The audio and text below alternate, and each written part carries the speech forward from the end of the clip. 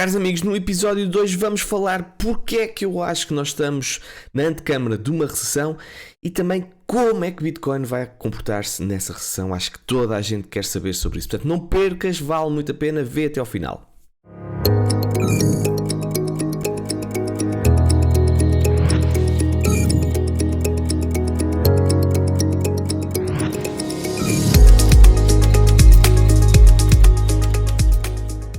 Olá malta, sejam bem-vindos a mais um episódio do Alex Cripto. Espero que esteja tudo bem convosco e vamos diretos ao assunto. Há um problema neste momento que está a surgir na Europa e é bastante sério, porque ontem ficámos a saber que a Alemanha entrou oficialmente em recessão. Obviamente não são boas notícias. O último trimestre de 2022 a Alemanha já tinha caído, o seu PIB tinha caído de 0,5% e agora temos o primeiro trimestre de 2023 em que temos a Alemanha a contrair 0,3%. Portanto, 2 trimestres consecutivos a cair, oficialmente é determinada recessão técnica. Portanto, se o motor da Europa está em recessão, o mais provável é ter um efeito de contágio e obviamente que não é bom para todos nós. Nomeadamente a Europa tem um peso muito importante a nível mundial, como vocês sabem, é mais um acelerador numa recessão, hipotética recessão mundial, que podemos estar na antecâmara dessa mesma recessão. Portanto, não são boas notícias. Falar agora também do que está a acontecer nos Estados Unidos e podem aceder aqui ao Alex Cripto no Telegram, é inteiramente gratuito, tem na descrição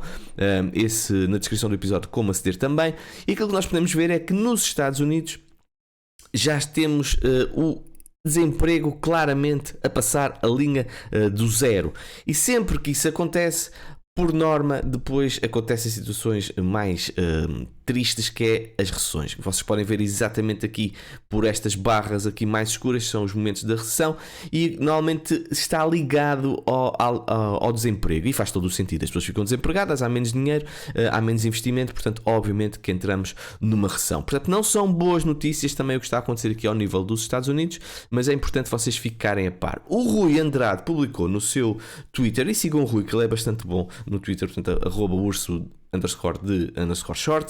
Ele diz que as atas do Fed estão a apontar para uma possível subida das taxas de juro. Obviamente nós queremos ver um pivot dessas mesmas taxas de juro, independentemente do que aconteça a seguir. Ninguém quer ter uma inflação alta, e um pivot na política do Fed e também europeia significa que as taxas de juro, que a inflação está efetivamente mais baixa e obviamente que vai aliviar a economia ao longo do tempo.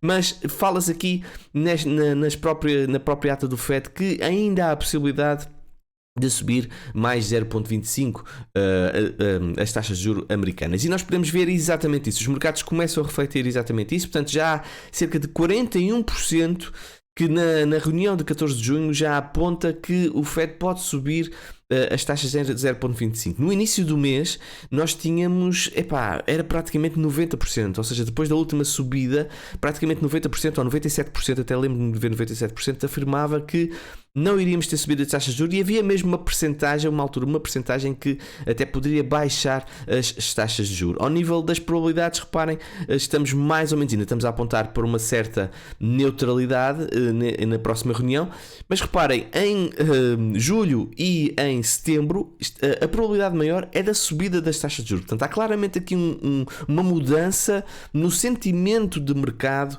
dos mercados relativamente aqui às taxas de juros. Vamos obviamente continuar a acompanhar. E o que é que isto significa, meus amigos? Este gráfico esclarece seguramente isso. Por norma, e acho que este histórico que já data desde 1950, portanto há muito tempo, ainda nem sequer era nascido. Por norma, quando temos uma subida das taxas de juros americanas, logo a seguir há uma crise, há uma recessão económica, e isso é visto por estas barras aqui verde. E basta vocês verem estas setas aqui a amarelo que constatam exatamente isso. Portanto, na maioria dos casos, na grande generalidade dos casos, temos uma subida muito agressiva no início das taxas de juros e depois temos uma queda também dessas taxas de juros ligada à recessão.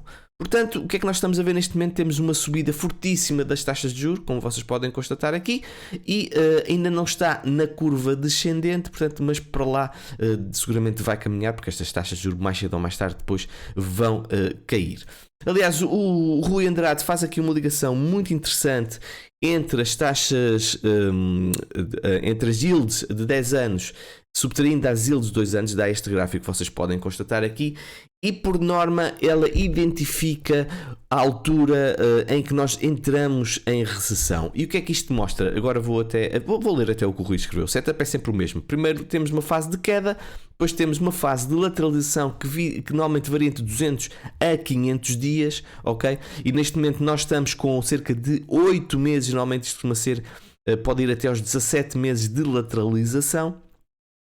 E o que é que isto significa? Que a recessão ainda pode ser mais lá para a frente, ou seja, lá mais para o verão, segundo semestre. Muita gente aponta ao segundo semestre ou o final do ano como zona mais provável para entrarmos em recessão oficial, mas aquilo que nós podemos ver é que estamos na antecâmara provavelmente dessa mesma recessão. Estamos no momento em que a queda deste gráfico terminou, estamos claramente num período de lateralização, e quando nós virmos este gráfico a subir, alto aí, red alert, como se costuma dizer, significa que a recessão está mesmo aí ao virar da esquina. Portanto, é um gráfico que seguramente vamos continuar a acompanhar. E como o Rui dizia bem, é verdade que nem sempre o passado se repete, mas normalmente rima, e até agora isto bateu sempre certinho. Pronto, mas a grande curiosidade é saber como é que o ouro se comporta neste tipo de recessões, e se Bitcoin está ligada ao ouro. E aquilo que nós podemos ver por este gráfico é que a correlação entre Bitcoin e o ouro está em máximos históricos. Nunca teve tão alta. Portanto, é cada vez mais vista Bitcoin como uma reserva de valor, porque toda a gente sabe que o ouro é visto como uma reserva de valor, e nós constatamos exatamente essa informação, essa opinião, quando nós tivemos a crise bancária. Houve uma fuga claramente de capital para ouro e também Bitcoin, e essa relação está claramente a aumentar, está acima de 50%, nunca esteve tão alta. Portanto, a grande questão é como é que o ouro se comporta em momentos de crise, em momentos de recessão. E obviamente nós vamos fazer a ligação com o Bitcoin, porque não temos outros dados. Sinceramente, Bitcoin nunca passou por uma recessão, e é isso que nós vamos agora constatar. Portanto, vamos ver isto. Este é o gráfico do ouro, e as barras a verde são praticamente que significa o momento em que houve uma recessão americana, ok? E aquilo que nós podemos ver, pronto, aqui para trás não interessa porque o ouro estava praticamente flat, portanto não interessa, mas por exemplo nos anos 70, o que é que nós vimos? Vimos o ouro a subir, não muito, mas a subir, e reparem, pus aqui um bonequinho até contente para vocês perceberem de uma forma mais fácil o que é que isto significa numa perspectiva depois macro, quando fizermos zoom out.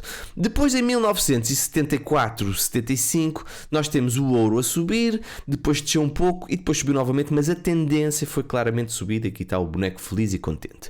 Se virmos os anos 80, quando tivemos a crise dos anos 80, o que é que aconteceu? Nós tivemos uma queda muito expressiva do ouro e depois uma subida que foi praticamente levar ao mesmo preço do início da recessão. Portanto, se medimos do início da recessão ao final da recessão, praticamente o ouro ficou ao mesmo preço, mas houve esta volatilidade, que ainda foi uma volatilidade significativa, cerca de 35%, mas no global houve uma lateralização, apesar dessa volatilidade. Por causa disso é que eu tenho aqui este bonequinho, nem feliz nem triste, portanto está mais ou menos sem expressão.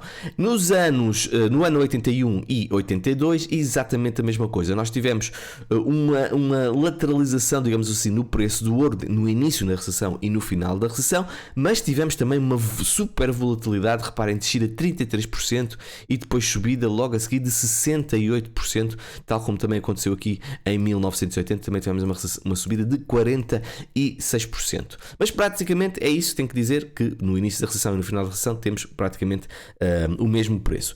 O mesmo aconteceu nos anos 90, em que não houve grande volatilidade ao nível do ouro, houve uma ligeira subida e depois queda, mas entre o início e o fim praticamente o ouro ficou na mesma posição.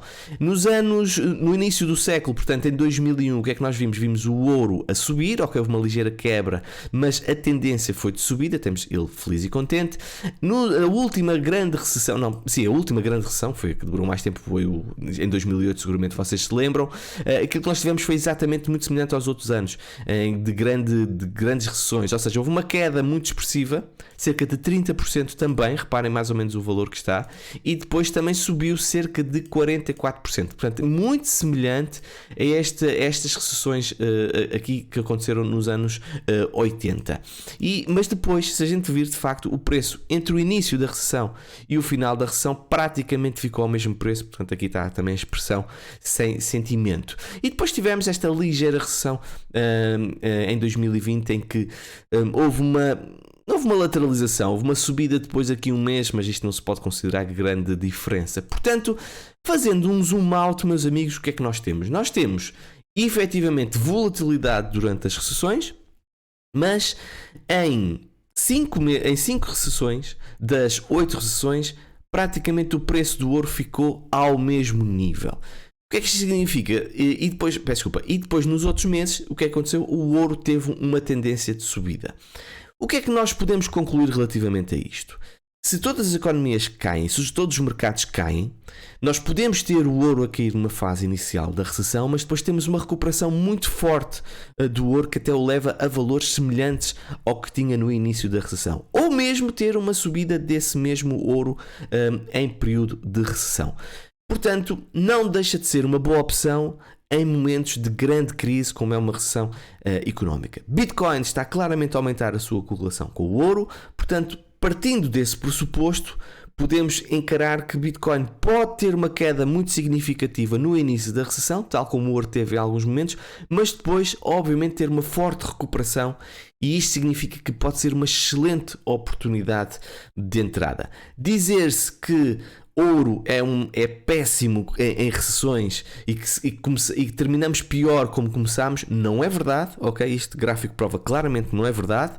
É pelo menos igual ou melhor do que aquilo que nós começámos. Portanto, eu como acredito que Bitcoin é superior ao ouro, temos muitos hodlers que não vendem Bitcoin por nada, ok? O mundo pode acabar que eles não vão vender Bitcoin. Temos o efeito do halving que irá surgir em 2024. Temos Bitcoin que desde a sua existência, foi sempre superior ao nível de retorno financeiro comparando com o ouro.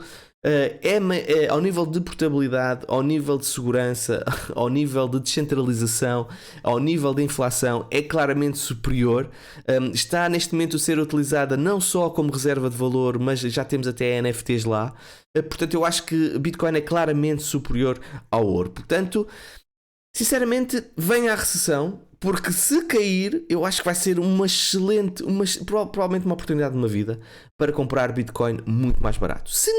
Se houver a recessão e se Bitcoin comportar-se de uma forma logo positiva sem qualquer queda, melhor ainda, meus amigos. Significa que não perdemos o nosso dinheiro e todos os nossos investimentos que fizemos antes. Provavelmente, quem já tem provavelmente Bitcoin vai ficar ainda mais feliz com essa recuperação. Não estou a falar, como é óbvio, da nossa vida cotidiana, das dificuldades que vão surgir. Estou a falar de mercados, ok? Pronto, pessoal, espero que tenham gostado deste episódio. Acho que foi claramente uma mais-valia para vocês. Desejo a todos um excelente fim de semana. E é subscrever, colocar um gosto, partilhar. Já agora queria saber a tua opinião, é sempre importante. Não custa nada, tá bem? Beijinhos, abraços, um excepcional fim de semana para todos.